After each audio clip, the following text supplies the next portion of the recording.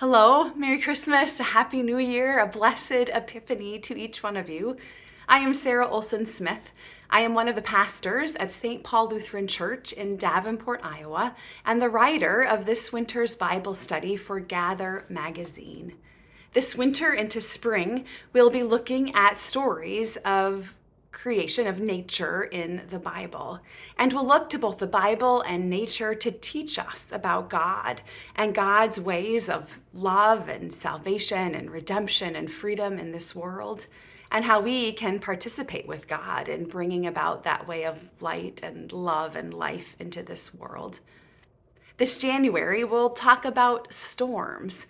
I had sort of hoped that I'd be able to, in this video, be out in a storm with my parka on and a scarf and a hat and wind and snow blowing across my face, a microphone trying to hold on to whatever it is to keep me from blowing away. But the weather here in Iowa is pretty mild, and so I'm here inside talking about storms. But in many ways, I hope that we can step out into the storms together this January, to pay attention to the storms in our lives and in this world and what they can teach us about God. The reality is that we'll read stories of thunder and rain and wind and powerful waves, heat and terrible droughts. And in the midst of all of this weather, God is there. God shows up regardless of the weather to bring about goodness and make God's way of life for all this world. The stories we'll read will be a sort of weather channel for us to help us to pay attention to the weather and how we can think about how we can live faithfully in the midst of it. The truth is, there will be storms in our lives, both real ones and metaphorical ones.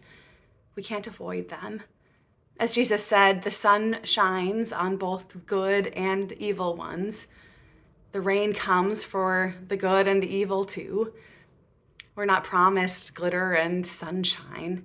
Storms will come. Hardships happen. War continues. This climate of ours is out of whack. And all of us are impacted, though some more than others. So we need to ask ourselves, given this reality, how are we going to live?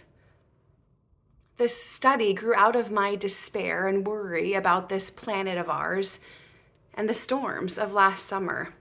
It now seems far away, and there have been so many devastations in the months since, but I wrote these as the floods were tearing through Libya, killing so many, and wildfires had burned the beautiful city of Lahaina in Hawaii.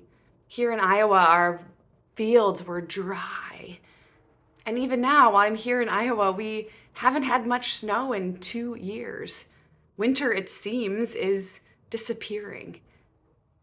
Throughout the world, people are facing weird weather, part of human-caused climate change. And I, like many of us, have been worried about it, caught in despair for myself, for my children, for this whole future of for everyone. And as I tend to do, I dug into scripture to help me see God through and with and under these storms, to give us some direction on how to live in the midst of storms. One thing that echoed throughout scripture and all these storms is that God is bigger than the storms. Our ancestors didn't have satellites and data to track or understand weather patterns. They just knew it to be chaotic and powerful. And they trusted that God was bigger. And for us Christians, we see the power of Jesus, the one who calmed the storm with a single word. When the storms rage, we can trust in the power of God, our refuge and strength, though the mountains shake at the heart of the sea.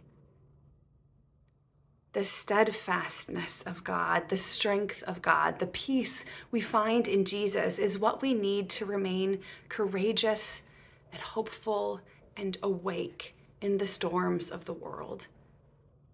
While God does not give us these storms as punishment, I do believe that the weird weather we are experiencing in these last years And the crisis of climate change that we are currently experiencing are the result of human actions and inaction.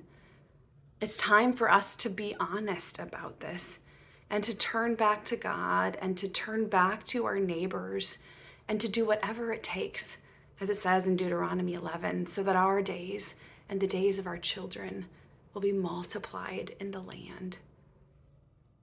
The weather in many ways is speaking to us, God teaching us, God speaking through the whirlwinds to remind us of our own failings and to invite us to turn back to God and to our neighbors, human and non-human alike, to be honest about our selfishness and greed and whatever might be keeping us stuck in how we're living right now, to imagine a different future, a different way of living, so that we can help this climate shift so our neighbors can thrive, to return to loving God and loving our neighbor. There's this little teaching moment in the Gospel of Luke near the end where Jesus says, and this is the Message translation, Jesus says, when you see the clouds coming from the west, you say the storm's coming, and you're right. And when the wind changes from the south, you say this will be a hot one, and you're right. But then Jesus says, frauds, you know how to tell the changes in the weather, but don't tell me you can't tell the changes of the seasons. This is the God season that we're in right now. It's a God season we're in right now. The word that Jesus used here, God season, as Eugene Peterson translated, or kairos in the Greek, is a word for the right time. And that's the time we're in now. It's the right time to act, to trust, to live with bold faith in this world, to face the storms with courage, to step out into actions with hope that our work together can make a difference for our future, for our todays. Too many of us are stuck in a sort of paralysis of despair or worry or fear or false thinking that our actions don't have any impact or power.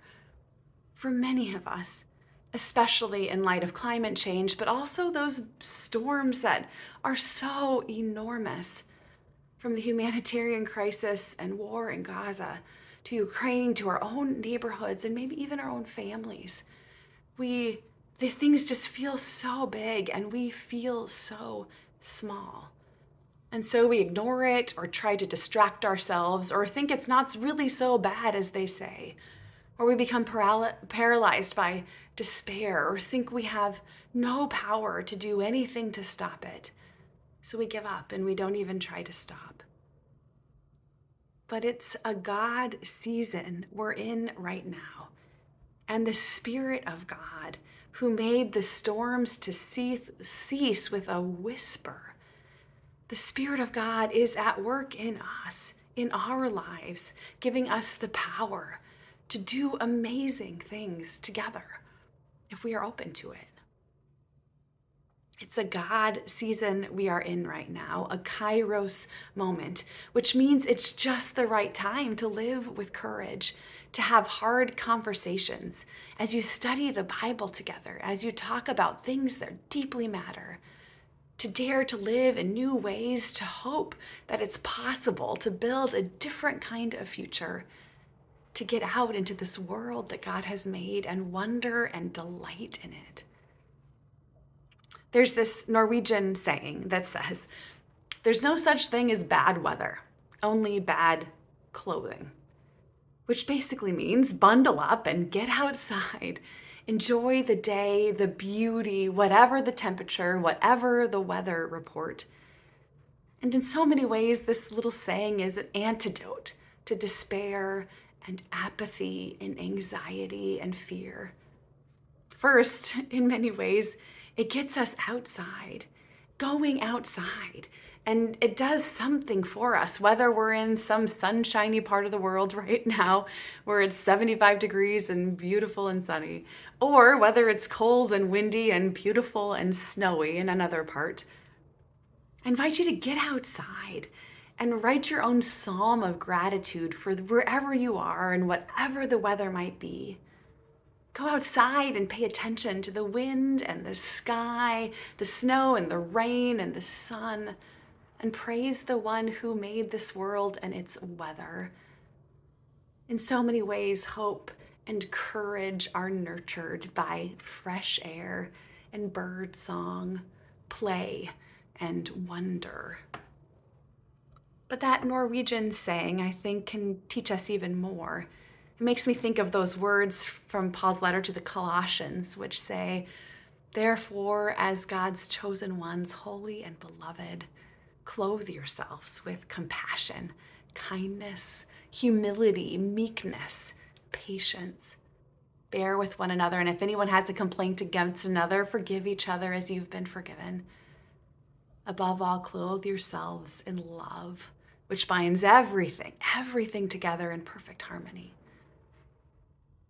These are the clothes that God has given us for this God season. Clothes we are given that this God season requires of us. Faithful, loving action is the cure for our despair and anxiety and worry. For us, people of faith, these days, even in their challenges, might not be bad weather, but opportunities to put on our God clothes of compassion and humility and kindness, bearing with one another and living with bold love, working together so that this whole world, human and non-human alike, can find freedom and wholeness and joy. So this whole world will thrive now and into the future. So I hope that this study in January about weather will help you to pay different and deeper, broader attention to the way that God is at work in your lives, in the world, in the created world, in your neighbors, and might give you renewed courage, renewed hope to respond with love, to put on those clothes just right for this God season, responding in great love for this whole world. Many blessings to you, and enjoy the study. Thank you, and happy storm chasing.